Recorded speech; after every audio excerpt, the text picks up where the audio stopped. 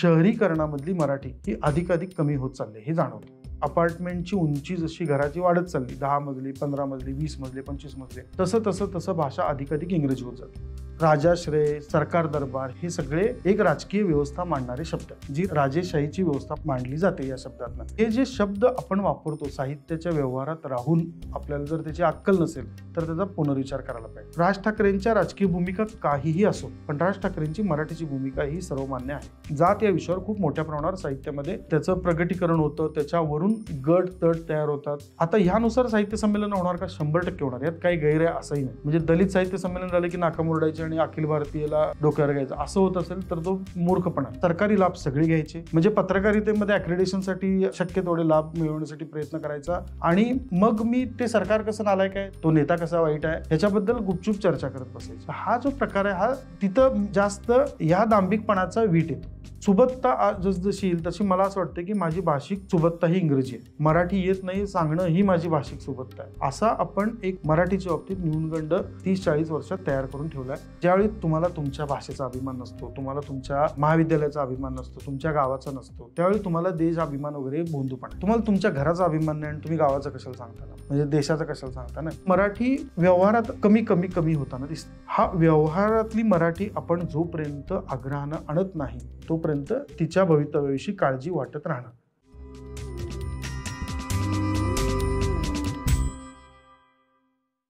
नमस्कार, मी विनायक पाचलक आणि थिंक बँकच्या बिहाइंड द सीन्स मध्ये तुम्हा सगळ्यांचं पुन्हा एकदा मनापासून स्वागत. आजची चर्चा, आजचा एपिसोड हा मराठी भाषा दिनाच्या निमित्तानं मराठीबद्दल आहे, नुकत्याच झालेल्या साहित्य संमेलनाबद्दल आहे.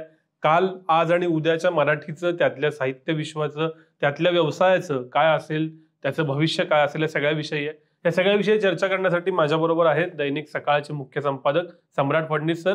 स्वागत पुन्हा एकदा. सुरुवात साहित्य संमेलनापासून करू, त्याचं कवित्व अजूनही चालू आहे. अभिजात मराठी भाषा झाल्यानंतरचं पहिलं साहित्य संमेलन, तुम्ही तिथं होतात. राजकीय कारणांनी जास्त गाजलं, तुमचं विश्लेषण काय? अभिजात बद्दल आपण नंतर बोलू, पण अखिल भारतीय मराठी साहित्य संमेलनातले वाद हा गेल्या 10 वर्षातला एक प्रघात बनला. हा मला असं वाटतं की आपण बनवलेला आहे. तिथं असं काही आता एकमेकांची खेचाखेची होती आणि येऊन सगळे राजकारणच करायला निघालेत असं काही नसतं. पण आपण न्यूज बनवायच्या नादापोटी अनेकदा साध्या सरळ चाललेल्या गोष्टींना तसं स्वरूप देतोय असं स्पष्ट जाणवून इतपत भाग आहे. राजकारण्यांनी साहित्याच्या मंचावर यावं का नको यावं ही गेल्या 25 वर्षातली चर्चा आहे. ही 25 वर्षातली प्रत्येक साहित्य संमेलनं तुम्ही काढून बघितली तर त्याच्या दरम्यान ही चर्चा होती. स्वागताध्यक्ष राजकीय नेता असतो, संमेलनाध्यक्ष होण्यासाठी राजकारण घडलेलं असतं.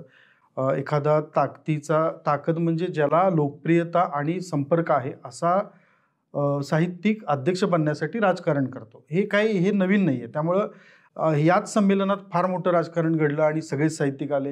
हे आपलं काय झालं, एक नजर कलुषित झाली आहे बघायची. म्हणजे समजा तिथं राजकारण नसेलच, आपण लग्नामध्ये राजकारण शोधायला लागलो, आपण बारशामध्ये एखादा नेता आला तर त्याच्यावर राजकारण शोधायला लागलो, आपण एखाद्याच्या मैतीला नेता आला तर तिथं राजकारण शोधायला लागलो. म्हणजे राजकारण आपल्या मनामध्ये इतकं बिंबवलं गेलं आहे की इथं राजकारण नाही म्हणजे काहीतरी सपक चाललंय, काही घडतच नाही असा अर्थ झाला. इतक्या लेवलला आणून ठेवलंय आणि ते सगळं आत्ताच्या संमेलनामध्ये सुद्धा दिसत होतं. ते आत संमेलनाच्या ठिकाणी म्हणजे अशा स्वरूपाचं संमेलन जेव्हा तुम्ही दिल्लीत आयोजित करता त्यावेळी त्याला एक सगळ्या समाजातल्या सगळ्या घटकांचा सपोर्ट लागतोच, राजकीय नेत्यांचा सपोर्ट लागतोच. कारण नेते म्हणून तुम्ही त्यांना निवडून दिले ना. बरं, निवडून नसेल, पराभूत झाला असेल तरी तो नेतृत्व करतो ना, त्या एका समाज घटकाचं, त्या भागाचं नेतृत्व करत असतो. त्यामुळे त्यांना तिथं आणण्यानं फार मोठा गजब माजवायचा, तो पण खाजगीत माजवायचा आणि तिथं स्टेजवर उभं राहून मात्र वेगळी भाषणं करायची, हा सरसकट पायंडा पडला. आणि तो ह्या संमेलनाला पण काही अपवाद नव्हता, सेम पद्धतीनं चाललेलं होतं. म्हणजे स्टेजवर बसून खाली उतरल्यानंतर म्हणायचं की यांना आपण बोलवायला नको पाहिजे. अरे कशासाठी ना, मग सांग ना तिथनं स्टेजवर की तुम्ही यायला नको पाहिजे. ते करायचं नाही, ते लाभ मिळवायचे. राजकारणाकडे एक ताकद असते, कारण राजकारणाकडे लोकांचं पाठबळ असतं. हे कितीही नाकारा, वाईट आहे राजकारण म्हणा, हा मध्यमवर्गीय संस्कृती झाली. मध्यमवर्गीय म्हणजे ज्याचं सगळं पोट भरलंय, ज्याला कुठेही जायचं नाही, महिन्याला 1 लाख 2 लाख पगार मिळतो, त्याला राजकारणावर अवलंबित्व आहे त्याचं. पण तो दाखवतो असं की माझा काही संबंध नाही, आणि तो वर्ग सर्वाधिक या विषयात बडबड करत राहतो की आपलं ह्यांना कशाला आणलं, त्यांना कशाला आणलं. असं नाही, ते असायला पाहिजेत का? असायला पाहिजेत. ते पहिल्यापासून आहे, ते आजच नाही आहेत ना. म्हणजे आपल्या साहित्य संमेलनाला आपण काही 100 कमी 2 म्हणतो, 98 वर्षाचा इतिहास आहे. तर 98 वर्षात साहित्य संमेलनांमध्ये गेल्या 50 वर्षात अनेकदा राजकारणी आलेले आहेत, त्यांची भाषणं चांगली झालेली आहेत, त्यावरनं वादविवाद घडलेले आहेत, ते काही स्टेटमेंट करून जातात. त्यामुळं असं काहीतरी एकदम क्रांतिकारक मोठं आता पूर्ण आपली परंपरा 100 वर्षाची खाली आणली वगैरे असं काही घडलं नाही. ते संमेलन आयोजनाच्या पातळीवर स्वाभाविकपणे त्रुटी राहतात, ज्या कुठल्याही आयोजनात राहतात. अगदी घरातल्या लग्नामध्ये सुद्धा त्रुटी राहतातच ना, असं नाही की त्या राहतच नाही. इतक्यात 4-5 हजार लोकांना तुम्ही अशा त्रयस्थ ठिकाणी बोलवायचं, जी देशाची राजधानी आहे, आंतरराष्ट्रीय शहर आहे, अशा ठिकाणी बोलवल्यानंतर जेवढ्या राहायच्या तेवढ्या त्रुटी वगळता मला त्या संमेलनामध्ये फार प्रचंड राजकारण घडलंच असं वाटत नाही. जिथं राजकारणाचा संदर्भ आला ते मुद्दे 3 मला दिसले यातले. एक म्हणजे तारा भवाळकरांच्या भाषणानंतर एकदम असा लाट उमटली की ह्या कोण, यांनी कसं बोलायचं मोदींना. असे ना मोदींचं ऑब्जेक्शन आहे, ना तिथं स्टेजवर असलेल्या पवारांचं ऑब्जेक्शन होतं, ना भवाळकरांचं होतं त्यांना बोलण्यावर. मग तुम्ही किती त्याच्यावर दंगा करणार आहात? बरं, ज्यांना भवाळकर माहिती नाहीत असं असू शकतं. माझं असं म्हणणं नाही की प्रत्येकाला प्रत्येक साहित्यिक माहिती पाहिजे. देवीदास सौदागर एका विशिष्ट वर्गाला आत्ता माहिती असू शकतो, अजून 25 वर्षानंतर देवीदास महाराष्ट्राचा, भारताचा चेहरा बनू शकतात. आपल्याला माहिती नाही म्हणून ते डिस्कार्ड करायची ही जी प्रवृत्ती आहे ना, ही धोकादायक आहे. मग कोण भवाळकर, त्या कसं काय सांगतात? बरं, अख्ख्या 70 पानी भाषणामध्ये एक शब्द आहे भवाळकरांचा की स्वतःला जैविक न मानणाऱ्या. आता याच्यावरनं किती गजब करायचा? का त्यांनी इतर काहीच मांडलं नाही त्यातनं? बरं, भवाळकरांची म्हणजे मला जेवढी पत्रकारितेच्या निमित्तानं मी जेवढं त्यांची भाषणं ऐकली असतील, लेख वाचले असतील, त्यांच्याशी कार्यक्रमाच्या सार्वजनिक कार्यक्रमांमध्ये आलेला संपर्क असेल, त्यातनं भवाळकर ह्या पहिल्यापासून एका विशिष्ट विचारसरणीनं काम करतात. त्याही विचारसरणीला डाव्या उजवा हे जे आपण आत्ता लेबल चिकतो तर त्यानुसार त्या डाव्या मानल्या जातात. त्यामुळे त्यांनी असं काही वेगळं मांडावं, त्यांनी जर उद्या मांडलं असतं की मोदी थोर आहेत तर ती खऱ्या बातमीचा विषय होता. त्यामुळे तसं त्यांनी काही मांडायची आवश्यकता नव्हती. पवारांच्या भाषणात असे काही मुद्दे नव्हते. मोदींनी त्यांच्या गेस्चरमधनं आणि भाषणामधनं जे काही मांडलं ते लिखित असतं. अशा वेळी त्या भाषणाची भवाळकरांच्या अनुषंगाने झालेली चर्चा हे राजकारण होतं.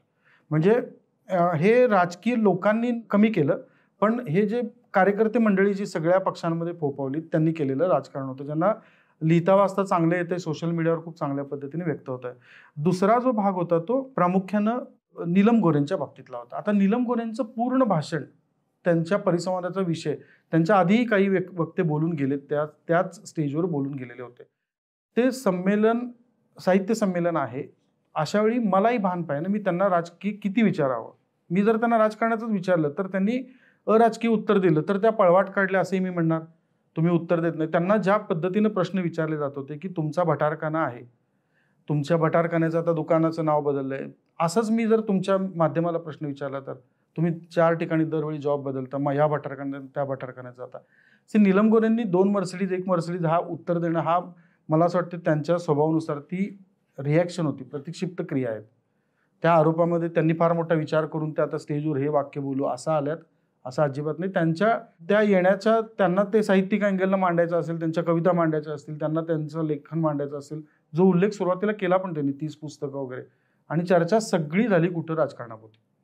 आता अशा परिस्थितीमध्ये राजकारण कोण करतंय? आपल्याला पाहिजे म्हणून आपण घडवतोय की खरंच त्या राजकारण्यांना तिथं येऊन काही मेसेज देऊन राजकारण घडवायचंय? तिसरा, ही जी भाषणं होती तिघांची समारोपाच्या सत्रामध्ये, तो एक राजकीय भाग होता. म्हणजे ती यांनी किती वेळ बोलवायला काहीतरी मर्यादा पाहिजे. एकनाथ शिंदे, अजित पवार, त्यातल्या त्यात उदय सामंत कमी बोलले आणि वाचून कमी दाखवलं. पण ह्या दोघांनी जे काही आणलं ना, ते मराठी साहित्याचं जे MAचं पुस्तकाचा भाग उताराचे उतारे वाचून दाखवले, ते उतारे वाचून दाखवले. त्याची काही आवश्यकता नव्हती. तुमच्याकडे अपेक्षा नाही ना. मग मलाही माहिती आहे की तुम्ही किती वाचता, प्रत्येकाला माहिती आहे तुम्हाला वाचायला वेळ नाही आहे. म्हणजे असं नाही की तुम्ही वाचायची तुम्हाला आवड नसेल, वेळ नसेल म्हणून तुम्ही वाचत नसाल, पण कुठले तरी लिखित उतारे वाचून दाखवायचे, कोणीतरी दिलेले भाषण वाचून दाखवायचं आणि त्यातनं आपण एक फार आपली प्रतिमा तयार करायचा प्रयत्न करायचा. ह्या गोष्टींचं काही आवश्यकता नव्हती. या 3 गोष्टी वगळल्या ना तर तिथं संजय राऊतांना बोलवायचं का नाही, नीलम गोऱ्हेंना बोलवायचं का नाही, हा त्या संयोजकांचा चॉईस आहे. आपण तो कधीतरी मान्य करायला पाहिजे. मलाच पाहिजे, मला जसं पाहिजे तसंच दिसायला पाहिजे, हा जो काही कस्टमायझेशनचा प्रकार सोशल मीडियामुळे आपल्या रोजच्या आयुष्यात आलाय ना, तो गरज नसताना तिथं डोकावतो. आणि तो नाही, मला नाही मान्य झालेली गोष्ट तिथं घडली, मला नाही आवडलेली, की मी लगेच ते कसं डिस्कार्ड करायला जातो पटकन, की नाही हे संमेलन राजकीय आहे, राजकारणी आहेत. मग राजकारण काढल्यानंतर अनार्की माजेल आहे का तयारी तुमची? त्यामुळे राजकीय नेते पाहिजेत, त्यांनी ऐकलेही पाहिजे, त्यांनी समोर बसावं, त्यांनी स्टेजवर बसावं, त्यांना त्या बाबतीत काही हरकत नाही. त्यांची भाषणंही व्हावीत, त्या भाषणांची आपण टीका टिप्पणी करू, पण ते नकोतच आहेत असा जो अप्रोच आहे तो अतिशय भंपकपणाचा कळस आहे असं मला वाटतं. आणि ती मिडल क्लास एक मेंटॅलिटी तयार होत गेल्या 10 वर्षांमध्ये आपल्याकडं, की राजकीय लोकांकडचे सगळे फायदे उपटायचे, मग टॅक्सपासून ते सवलतीपर्यंतचे उपटायचे आणि त्यांना ते वळले की म्हणायचं की ते वाईट आहे. हा जो काही दांभिकपणा आहे त्याच्यापासून पण दूर यायची आवश्यकता ही संमेलनातनं जाणवते. साहित्य संमेलन आणि राजकारण याच्याविषयी आपण बोललो, पण मला थोड्या मूळ प्रश्नावरती यायचं आहे. 21व्या शतकामध्ये साहित्य संमेलन या गोष्टीचं नक्की प्रयोजन काय? ते आवश्यकता आहे असं मला वाटतं. म्हणजे आपण एकत्र यायची ती जागा आहे. वेगवेगळ्या आता आपण साहित्य संमेलनाच्या ज्या मुद्द्यांवर चर्चा केली ते मुद्दे राजकीय होते, बरोबर. जी माध्यमं, तुम्ही कुठलंही मीडिया चॅनल ओपन करा, यूट्यूब चॅनल ओपन करा, वर्तमानपत्र काढून बघा, तिथं खूप चांगल्या चर्चा झाल्या ना. अनुवादित साहित्य विषयावर अतिशय उत्तम चर्चा झालेली होती. महाराष्ट्र धर्म काय या विषयावर अतिशय उत्तम चर्चा झालेली होती, जिथं चक्रधरांपासून ते आजच्या साहित्यिकांपर्यंत, गाडगे महाराजांपासून तुकडोजी महाराजांपर्यंत सगळ्यांबद्दल चर्चा झालेली होती. मग महाराष्ट्र धर्म म्हणजे काय, महानुभाव पंथ काय, भागवत धर्म काय, ही चर्चा झाली होती की ज्यातून जे ऐकणाऱ्याच्या दृष्टीनं एनलाइटमेंट होती की इतकं सुंदर माहिती एका ठिकाणी मिळते आहे. मला कदाचित 500 पुस्तकं वाचून जी माहिती जमवायला लागली असती ती मला 1.5 तासात मिळते.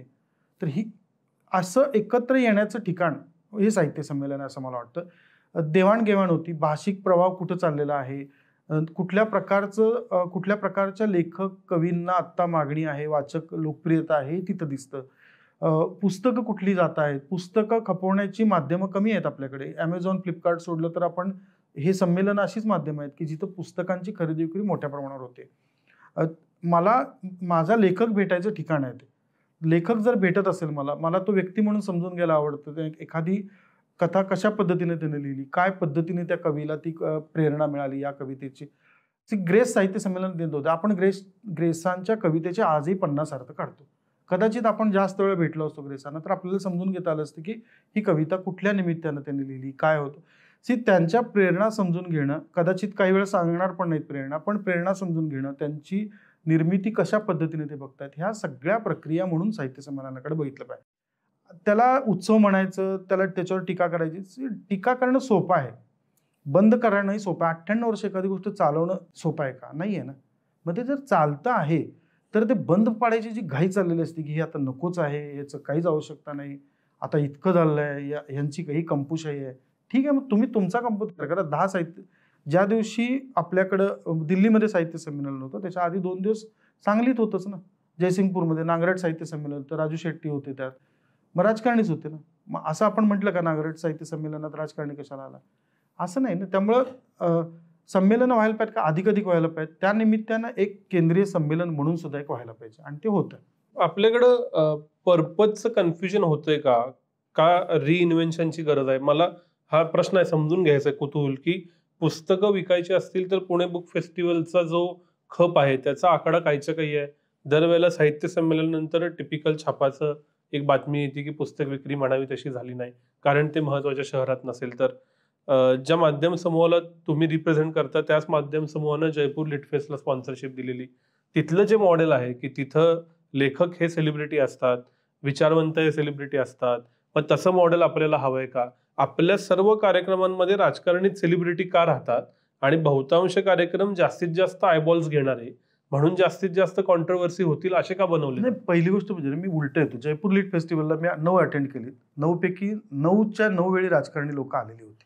असं नाही की ती येत नाहीत आणि स्टेजवर असतात. म्हणजे दरवेळी राजस्थानच्या मुख्यमंत्री या असतातच, कोणी असू देत ते असतात. ज्योतिरादित्य शिंदे येतात, शशी थरूर राजकारणी लेखक म्हणून येतात, अनेक राजकारणी येतात. ते आंतरराष्ट्रीय दर्जाचं असतं, त्यामुळे तिथं येणारा एकाच वेळी आंतरराष्ट्रीय दर्जाचे लेखक सुद्धा येतात आणि त्यांच्याकडे जास्त अटेन्शन जातं. आता आपल्याकडे येऊ. आपल्याकडं आपण राजकारणानं सेलिब्रिटी कोण बनवतं हे बघायला पाहिजे. कोण बनवतं म्हणजे त्यांच्या भाषणांमधले जे शब्द आहेत ना, ते आपण ज्यावेळी टाळ्या बडवत असतो ना त्यावेळी आपल्याला आपण मेंदू घाण ठेवला असतो. म्हणजे एक जण उठून सांगतो की यांनी आता पैसे दिले म्हणून आपल्याला अमुक एक करता आलं, मग दुसरे म्हणतात की आम्ही पुढच्या वेळेपासून तुम्हाला 10 कोटी देऊ, मग तिसरा म्हणतो की साहेबांनी जे काम केलं राजाश्रय दिला या सगळ्याला. मग एखादा साहित्यिक वक्ता उठून म्हणतो की आमचं एक गाऱ्हाण आम्ही सरकार दरबारी मांडलं आणि ते मंजूर झालं, आम्ही तुम्हाला आभार मानतो. हे जे शब्द आपण वापरतो साहित्याच्या व्यवहारात राहून, आपल्याला जर त्याची अक्कल नसेल तर त्याचा पुनर्विचार करायला पाहिजे. राजाश्रय, सरकार दरबार हे सगळे एक राजकीय व्यवस्था मांडणारे शब्द आहेत, जी राजेशाहीची व्यवस्था मांडली जाते या शब्दातनं. आपल्याला त्याचं भान असतं का? म्हणजे मला परवा पण त्या साहित्य संमेलनात एक वक्ते, राजकीय नेते बोलत होते की आम्ही सढळ हाताने मदत केली आणि साहित्याला राजाश्रय दिला पाहिजे, ही आमची भूमिका आहे. तुम्ही कोण, राजे आहात का? हा प्रश्न विचारणार आहे का नाही आपण? तुम्हाला मी निवडून दिलं, आमच्या मतांवर निवडून दिले. आता त्यानं बोलणं त्या म्हणजे कोणालाही राजा व्हावं असं वाटेल ना. आपण ही 70-75 वर्ष सोडली तर आपण राजे या मानसिकतेतच आहोत ना. 75 वर्ष हा देश म्हणून फार छोटा सूक्ष्म इतिहास आहे. त्याच्या आधीचे जर आपण सगळं काढलं तर आपली हिस्ट्री काय, राजा महाराजा अशीच हिस्ट्री. अशा कंडिशनमध्ये एखादी व्यवस्था स्वतःला राजा म्हणत असेल तर आपण ती नाकारायला पाहिजे. हे भान आत्ता आहे का? हे अजिबात मला जाणवत नाही. हे साहित्यिकांमध्ये असायला पाहिजे, कारण ते शब्दांशी खेळतात. ते सरकारी दरबारी प्रश्न मांडला म्हणतात. दरबार कोणी दिला तुम्हाला? म्हणजे आपण काही शब्दांवर ऑब्जेक्शन अजिबात घेत नाही. जनता दरबार बनवतो. तो दरबार बनवायचा अधिकार आम्ही 47 साली डिस्कार्ड केला, 50 साली कायद्यानं नष्ट केला आणि आमची व्यवस्था आणली. हे मानतो का आपण? हे नाही आहे. आपली सुडो जी मानसिकता, दांभिकपणा, तो इथं दिसतो.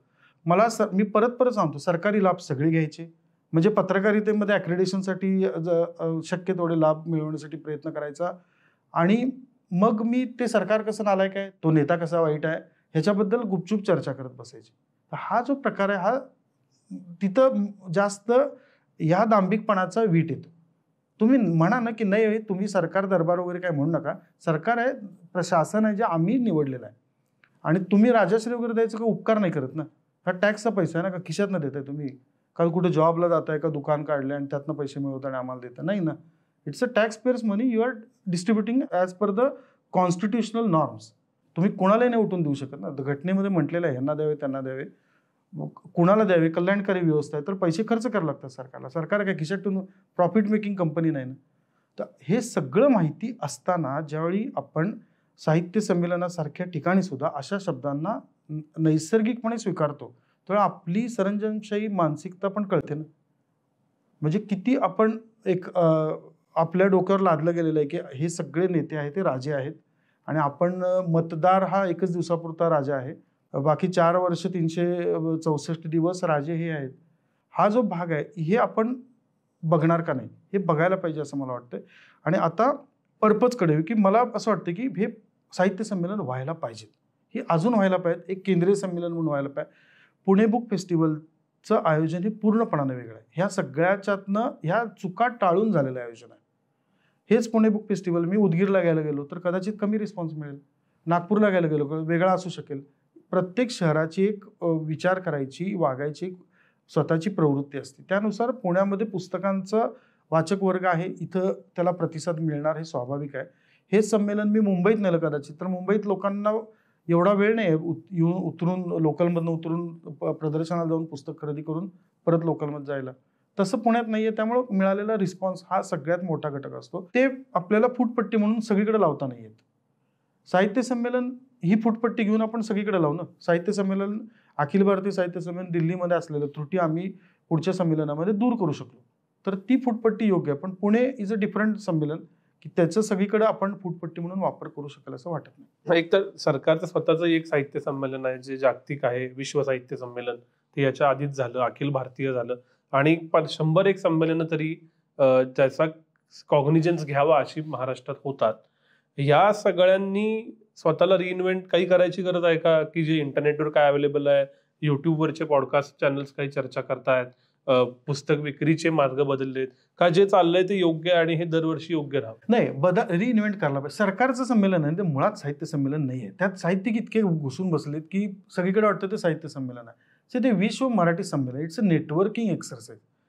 तो म्हणजे अमेरिकेमध्ये काम करणारा एखादा, ऑस्ट्रेलियामध्ये काम करणारा आहे, ज्याला लिहिता वाचता ऑब्व्हियसली मराठीमध्ये तो कामही करतो, आणि तिथल्या लोकांनी यावं, इथल्या लोकांनी त्यांच्याकडनं काही शिकावं, त्यांनी काही नवीन प्रयोग आणावेत, हे त्याचा हेतू आहे. तर झालं की त्याला एक अध्यक्ष निवडायची, त्याला एक वैचारिकता म्हणजे साहित्यिक असा जो आपण भाग करून ठेवलाय ना, त्याच्यामुळे असं झालं की आपण ते विश्व मराठी संमेलनाला साहित्य संमेलन करून बसलो.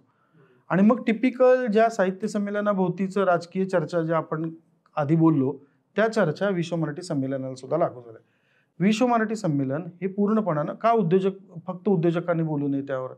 उद्योजकता महाराष्ट्राची 2050 पर्यंतची उद्योजकता याच विषयावर दिवसभर का बोलू नये? असं कुठं आहे की त्यांनी साहित्यावरच बोललं पाहिजे आणि मगच क्रांती होणार आहे. साहित्य, लिखित साहित्यानं इतिहास घडवला का? 100%. असं अजिबात साहित्य वाईट आणि दुय्यम असं नाही.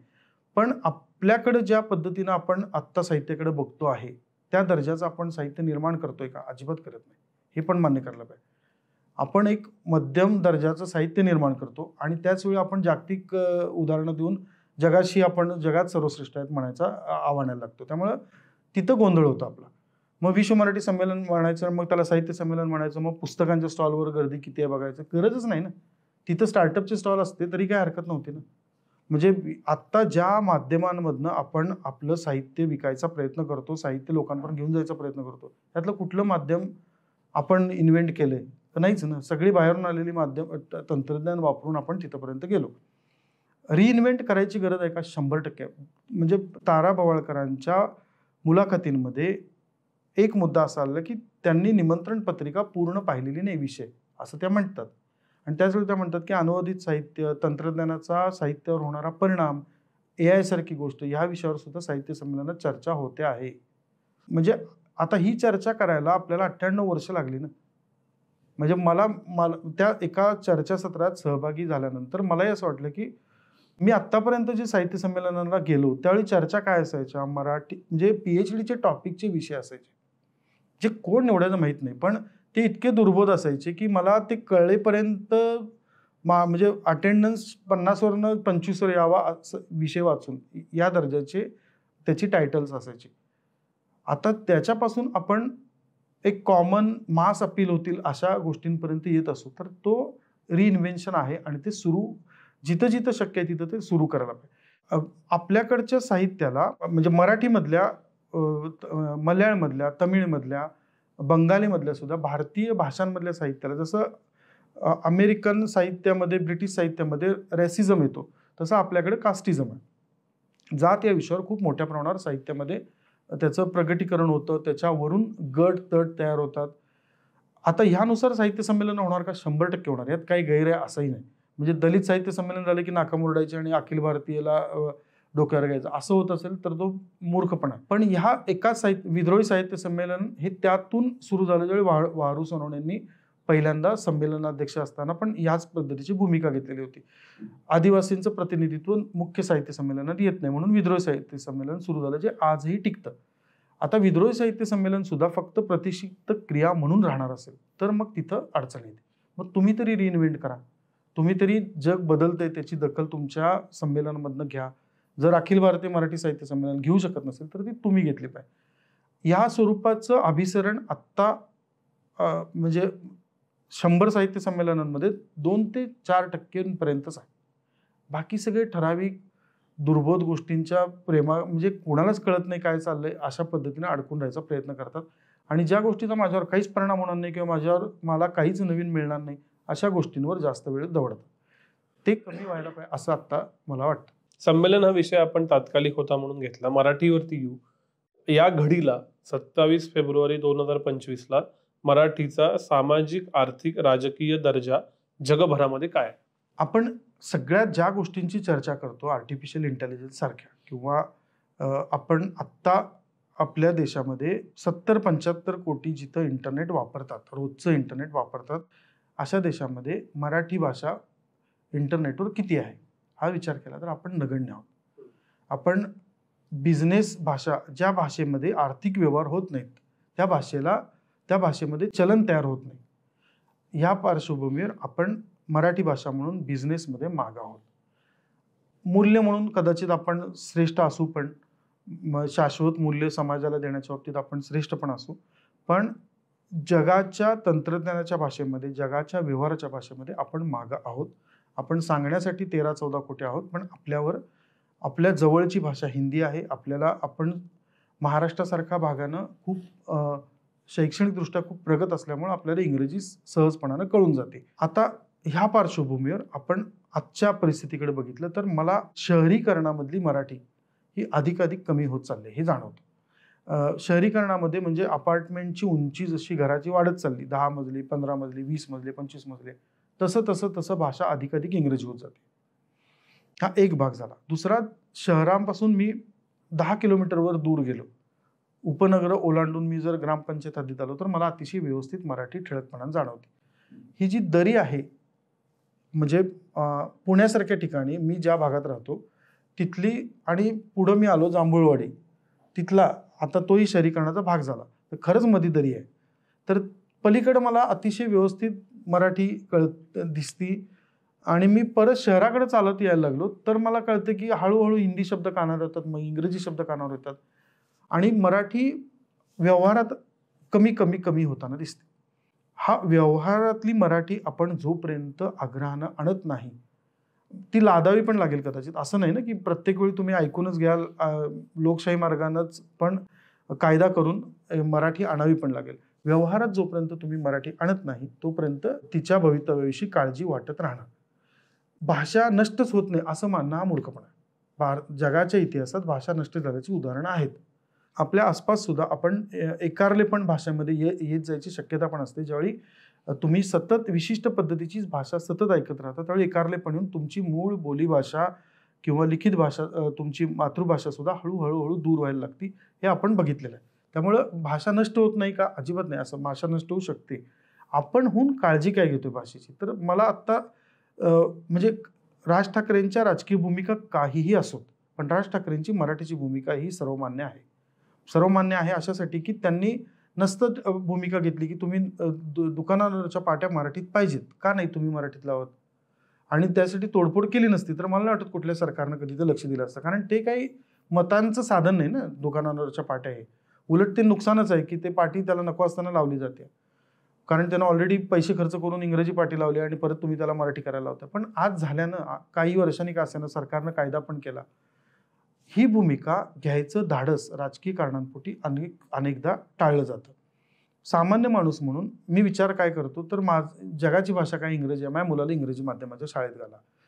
शहरात असेल तर इंग्रजी माध्यमाची शाळा, जर ग्रामीण भागात जवळ असेल तर तिथं घाला. आर्थिकदृष्ट्या परवडत नसेल तर मग महापालिकेची शाळा आहे, जिल्हा परिषदेची आहे, जिथं मराठी अजूनही सदृढपणानं जगलेली आहे. हे वगळता ही सुबत्ता जसजशी येईल तशी मला असं वाटतं की माझी भाषिक सुबत्ता ही इंग्रजी आहे, भाषिक सुबत्ता ही हिंदी अधिक बोलता येणार, मराठी येत नाही सांगणं ही माझी भाषिक सुबत्ता आहे. असा आपण एक मराठीच्या बाबतीत न्यूनगंड 30-40 हा काही आजकालचा नाही, 30-40 वर्षात तयार करून ठेवला आहे. तरी सुद्धाची ही भाषा आजही स्ट्रॉंग आहे. याचं कारण प्रामुख्यानं आपलं नागरीकरणापेक्षाही ग्रामीण भागातून येणारा रेटा, ग्रामीण भागातून तयार होणारं साहित्य, ग्रामीण भागातून तयार झालेल्या साहित्याला मिळालेली प्रतिक्रिया, त्याला मिळालेला प्रतिसाद, हा आपलं आत्तापर्यंतची भाषा टिकवण्याचं प्रमुख कारण आहे असं मला वाटतं. हाच जो मूळ मुद्दा आहे की नागरीकरणात मराठी नाही सापडत, तर ह्याच्यासाठी कोणकोणते घटक काय काय काम करतात? कायदा करणं की तुम्ही सरकारी आस्थापनात मराठी बोला, मराठी पाट्या लावा, हे बाय फोर्स झालं. पण असं काय घडेल की ज्यानं मी मराठी बोलण्यात, मराठी वागण्यात शहरी भागात रिटर्न ऑन इन्व्हेस्टमेंट असेल, ROI नसेल तर लादलंय म्हणून मी करीन, त्या दृष्टीनं आपण काय करतोय? मला नाही वाटत आता आपण फार काय करतो तसं. म्हणजे आपण कुठल्याही व्यवहारात तुम्हाला नाही मराठी येत म्हणून अडत नाहीये. हे ज्या दिवशी अडायला लागेल त्या दिवशी त्याच्यावर उत्तर मिळायला लागेल. आत्ता नाही अडत ना कुणाचं. म्हणजे मुंबईच्या बाबतीत परत राज ठाकरेंचं उदाहरण घेऊ. कित्येक पिढ्या मुंबईत राहून मराठी अजिबात नाही येणारी कुटुंबांना आपण सेलिब्रिटी मानतोच ना. पण जो उत्तम मराठीमध्ये चांगल्या त्याच्या भागातल्या, मी कोल्हापूरचा, तुम्ही कोल्हापूरचा, आपण कोल्हापुरी भाषेमध्ये बोलून एखाद्याशी संवाद साधायचा प्रयत्न केला तर तो आपल्याकडे मख्खपणानं बघतोय आणि त्याला कोणीतरी हिंदीत आपलाच सहकारी समजून सांगत असेल तर त्यांना समजून घ्यायला पाहिजे समोरच्यानं. मी दिल्लीमध्ये जाऊन मराठी बोलत बसेन का दिल्लीमध्ये जाऊन हिंदी बोलत बसेन? हिंदीच बोलतो ना. तसं महाराष्ट्रात आल्यानंतर तुम्ही थोडं तरी प्रयत्न करायला पाहिजे ना, आग्रह धरायला पाहिजे ना. मला काय असं वाटतं की ज्यावेळी तुम्हाला तुमच्या भाषेचा अभिमान नसतो, तुम्हाला तुमच्या महाविद्यालयाचा अभिमान नसतो, तुमच्या गावाचा नसतो, त्यावेळी तुम्हाला देश अभिमान वगैरे भोंदूपणा आहे. तुम्हाला तुमच्या घराचा अभिमान नाही आणि तुम्ही गावाचा कशाला सांगता ना, म्हणजे देशाचा कशाला सांगता ना. म्हणजे अधिकाधिक राष्ट्र म्हणजे देश वगैरे असं बोलायला लागलं ना की ते सोपं जातं, मग त्याला सगळं एकत्रीकरण होतं आणि उंची सगळ्यांची एका विशिष्ट दर्जाला आणून ठेवता येते. मला अभिमान असायची काही गैर नाही ना, ती माझी ओळख आहे, नैसर्गिक ओळख आहे. ती ओळख मी लपवायची किंवा मला ती ओळख दाबायला लावायची, हा प्रकार आपण थांबवायला पाहिजे आणि तो थांबवत नाही तोपर्यंत आपण मराठी भाषेविषयी रडत राहू असं मला वाटतं. अधिकाधिक तंत्रज्ञान स्वीकारावं लागेल, काही हरकत नाही. ती इंग्रजीतून येते, त्याचं शक्य थोडं अभियांत्रिकीची पुस्तकं मराठीत करू नका करू, इंग्रजीतच ठेवा, नो प्रॉब्लेम. आमचा अभियंत्याला मराठी कळायला पाहिजे, एवढाच आमचा आग्रह आहे. आम्हाला मर्सिडीज मराठीत ते कोणाला ठाकरेंना द्या, नाही तर आपल्या नीलमताईंना द्या, पण मर्सिडीज आम्हाला मराठीत नको आहे. तिला तो जो मालक आहे, तो जो ड्रायव्हर आहे, त्याला कळायला पाहिजे की महाराष्ट्रात फिरतो. मराठीकरण करणं म्हणजे आमच्या संस्कृती तुम्हाला कळाली पाहिजे, कारण तुम्ही आमच्या इथे व्यवहार करताय. ह्यापासून आपण दूर राहतोय आणि आपण जे बोलतो जे म्हणजे अगदी मराठी माध्यम घेऊ, 2000च्या आसपास ही लाट आली की इंग्रजी लोकांना सहज कळतं, आपण इंग्रजी शीर्षक देऊ. हे नुकसान कोणी केलं ना? हे काय बाहेरून येऊन इंग्रजांनी येऊन मराठी भाषा नष्ट नाही केलेली, ना हिंदी लोकांनी येऊन नष्ट केलेली नाही, ना गुजरात्यांनी तर अजिबात मराठी नष्ट केलेली नाही आहे. मराठी नष्ट आपण केली ना, लोकांना कळतंय. आपण हेडिंग देताना इंग्रजी देऊ, आपण शक्य तिथं इंग्रजी शब्द वापरू, कारण ते सोपे आहेत, लोकांना कळतंय. अरे लोकांना काही आवडेल म्हणून तुम्ही ते देणार आहात का? तुम्हाला कळत नव्हतं का की तुमच्या भाषेचा गळा तुम्ही घोटताय, तुमची भाषा व्यवहारातनं तुम्ही कमी करताय आणि जी व्यवहारात राहत नाही ती भाषा टिकू शकत नाही, ती एका कंपूपुरती राहील, समूहापुरती राहील. ह्या सायकलमधनं, या चक्रामधनं आपण बाहेर पडायला पाहिजे आणि त्यासाठी जेवढे काही मार्ग आहेत कायदेशीरपासून ते व्यावहारिकतेपर्यंत, व्यवसायापर्यंतचे, ते वापरले पाहिजे. या सगळ्याला भविष्यात जो दिशा देणारा घटक असेल तो AI असेल, याच्याबद्दल आता कुणाच्या मनात शंका नाहीये. AI जर का मला इंग्लिशमधूनच जास्त चांगलं देत असेल, माझ्या LLMs जर का प्रायमरीली इंग्लिशमध्ये बनल्या असतील, तर मग मराठी मी का वापरीन? माझं मराठी वापरण्याचं इन्सेंटिव्ह अजून कमी होते. भाग 1. भाग 2, भाषेवरून जो व्यवहार होतो, भाषेची जी इकॉनॉमी असते, आज ट्रान्सलेटर ट्रान्स्क्रिप्टरची गरज शून्यावरती आणून ठेवलेली आहे गुगलच्या जेमिनीनं किंवा ChatGPTनं. तर त्यांची गरज नाही उरणार भाषा लिहिणाऱ्यांची. तर मग तंत्रज्ञान आणि मराठी यांचं लग्न कसं लागणार आहे? मला त्या बाबतीत कायम असं वाटतं की प्रेरणा नाही मिळू शकत. मशीनला इंट्युशन नाही आहे अजून तरी, आणि काही वर्ष अजून नसतील, म्हणजे कदाचित अजून खूप काळ मशीनला प्रेरणा नसतील स्वतःच्या. आणि भाषा ही प्रेरणेवर आधारित असते. म्हणजे मला आतून कळतं ती भाषा आहे, आतून मी व्यक्त होऊ शकतो ती भाषा आहे. म्हणजे आपण कायम उदाहरण देतो की ओके बा ठेच लागली तर आई ग म्हटलं मराठी आहे, काय अमुक म्हटलं तर अमुक भाषिक आहे. ही त्याला नैसर्गिक आहे ना, त्याच्या शरीरातनं, मेंदूतनं ती आपोआप प्रतिक्षिप्त क्रिया म्हणून बाहेर पडते. तंत्रज्ञान ज्यावेळी आपण आत्मसात करायला सुरुवात करतो त्यावेळी आधी ज्या चुका केल्या, म्हणजे आजही मराठी भाषेसाठी एक कीबोर्ड नाही आहे. आपल्याला लाज पण वाटत नाही की आपण काही वापरतो, पण मराठीसाठी एक कीबोर्ड तयार करू शकलो नाही. हिंजवडी, या शहरामध्ये हिंजवडी आहे, हिंजवडी मुंबई मिळून जे काही उद्योग तयार करतात तो लाख कोटी रुपयांपेक्षा अधिक तेवढा मोठा उद्योग आहे, पण आपल्याला एक साधा कीबोर्ड मराठीसाठी तयार करता आला नाही. आपल्याकडे अजूनही 50 प्रकारच्या कीबोर्डमधून आपण मराठी जमेल तसं करतो. ही चूक आपण आता किमान AIच्या बाबतीत टाळू शकतो. त्याच्यासाठी अधिकाधिक लोकांपर्यंत हे तंत्रज्ञान पोहोचायला पाहिजे. हे तंत्रज्ञानाच्या बाबतीत ना, मला जे परवाच्या चर्चासत्रामध्ये सुद्धा बोलताना आणि समोरच्या प्रतिक्रियांवरून जाणवत होतं, लोकांना भीती घालणं खूप सोपं आहे की येतंय, अंगावर येतंय, अवघड आहे, याचं नोकऱ्या जातील किंवा याचा काय उपयोग नाही म्हणून डिस्कार्ड करायचा, अशी खूप आले आणि गेले. असं नाही ना, प्रत्येक तंत्रज्ञान समाजाला एका पुढच्या टप्प्यावर नेतं. तसं AI 100% नेईल हे दिसतं आहे. अशा वेळी ते तंत्रज्ञान आपण स्वीकारायचंच नाही, हा गाढवपणा झाला. आणि आंधळेपणानं स्वीकारणं हाही गाढवपणा झाला. आपण जर डोळसपणानं AI बद्दलच्या ज्या बेसिक, अगदी प्राथमिक स्वरूपाच्या गरजा आहेत लोकांच्या, त्या AI मार्फत ज्या सोडवता येणार आहेत, तिथंपर्यंत जाऊन त्यांना, लोकांना जर समजून देऊ शकलो की हे मराठीत या पद्धतीने केलं तर तुम्हाला हा अपेक्षित निकाल मिळेल, ही अपेक्षित माहिती मिळेल, हे अपेक्षित तुम्हाला तुमचं काम करून मिळेल, तर लोक ते मराठीत वापरायला लागतील. जर मी दिलंच नाही तर ईमेलला मराठी शब्द नाही शोधू शकलो आपण, कितीही प्रयत्न केला, कारण नव्हतंच ना. जसं नोएडा शहर, नोएडा नाव नाहीच आहे ना, नोएडाच झालं. आणि मग नॉर्थ ओकला इंडस्ट्रियल डेव्हलपमेंट अथॉरिटी हा शब्द लोकांनी शॉर्ट केला, नोएडा बनवलं. एखादं गावाला नाव देण्याचा सुद्धा आळस असलेला आपला समाज आहे. तर मग भाषेला AI सारख्या ठिकाणी कशाला आपण विचार करू, जर आपण स्वतःहून प्रयत्न नाही केले तर. त्यामुळं सरकारच नव्हे तर आपण व्यक्तिगत पातळीवर सुद्धा ही जाणीव ठेवावी लागेल, की मला जर माझी भाषा, माझी संस्कृती, माझा त्याला अगदी वाईट भाषेमध्ये मीपणा म्हणून तो टिकवून जर ठेवायचा असेल, माझं स्वत्व टिकवून ठेवायचं असेल, तर मलाहून प्रयत्न करावे लागतील. मग बाहेर नेऊन कोण मला प्रयत्न करून देणार नाही. इंग्रजी भाषेने का म्हणून मराठीसाठी काम करावं? काही गरज नाही ना. त्यांनी केलंय तेवढं पुरेसं आहे. नसतं तर आमच्याकडं आमचे शब्दकोश तयार होताना अडचण झाली असती, कारण मध्ये नष्ट झाले होते. तर हे जर करायचं असेल तर काम अशा घटकांनी एकत्र येऊन करावं लागेल. लोकांना यातल्या अडचणी काय वाटतात, त्या अडचणी AIच्या मार्फत कशा सोडवता येतील आणि मग लोक ते वापरायला लागतील. आणि ते फार अवघड आहे असं त्यात अजिबात नाही. अभिजात दर्जा मिळालाय, त्याचा फायदा काय, तोटा काय, का ते फक्त एक स्टेटस? मला नाही वाटत त्यानं काय फार फायदा क्रांतिकारी, फार भाऊ करतात त्याचा. काय अभिजात तुम्ही देणार? म्हणजे ज्या भाषेमध्ये 800 वर्षापूर्वी पसायदान लिहिलं गेलं, ज्या भाषेमध्ये गाथा लिहिली गेली, कशाला तुम्ही अभिजात दर? हे कोणीतरी पद्मश्री, पद्मभूषण, भारतरत्न असा अभिजात दर्जा आहे असं मला वाटतं. त्यापैकी पैसे आले तर चांगला आहे, पण 2000 आणि 1000 कोटी येऊन त्यांना काही फार 14 कोटी लोकांच्या भाषेला काय फायदा होणार आहे? 14 कोटी लोकांनी ठरवलं तर ते 14 लाख कोटी सुद्धा 4 दिवसात उभं करू शकतात. त्यासाठी अभिजातचा दर्जा आणून, म्हणजे ते मला माहित नाही, ते एवढं आपण त्याचं रोज उठून कौतुक करावं असं काही नाही आहे. एक मागणी होती ती पूर्ण झाली आणि आमची आहेच भाषा, आम्हालाही माहिती आहे. म्हणजे श्रवण-बेळगोळच्या पायथ्याशी शिलालेख आमचा आहे. त्यासाठी तुम्ही कोणीतरी दर्जा लिहून द्यावा की हो की तुमची भाषा अभिजात आहे, काही गरज नाही ना. ती भाषेला इतकी भाषा काय आपली नवखी नाही आहे की लोकांना माहितीच नाही मराठी. त्यामुळे त्या दर्जाबाबत फार काय त्याचा जेवढा भाऊ केला जातोय की एकदम म्हणजे आता रात्रीत आता मराठी उजळून निघणार आहे असं काही होईल असं मला अजिबात वाटतं. शेवटचा प्रश्न, साहित्य संमेलन होत राहतील, 5-10 हजार माणसं त्याच्यात ऍक्टिव्ह राहतील, कोणी अजून काहीतरी करेल, मी एक इंडिव्हिज्युअल व्यक्ती आहे, मला अपरिहार्यता म्हणून इंग्लिश वापरावीच लागती, पण मला माझ्या मराठीसाठी काहीतरी करायची इच्छा आहे, मी काय करावं?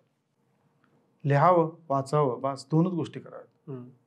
नाही बोललात तुम्ही, इंग्रजीत बोललात तरी चालेल. हळूहळू मेंदू तुमचा इंग्रजीतून मराठी विचार करायला लागेल आणि मग तुम्ही मराठी बोलायलाही लागाल. तुम्ही लिहावं आणि वाचावं, पुस्तकं विकत घेऊन.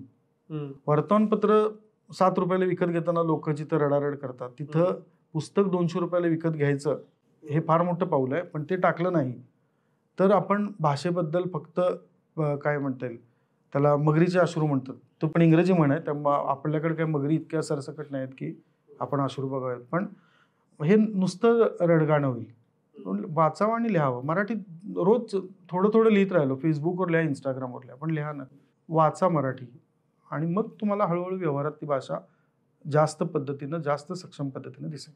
सम्राट सर, खूप खूप आभार. परत वेगवेगळ्या विषयांवरती मराठीतच बोलत राहू, पण आज इथंच थांबूया. धन्यवाद.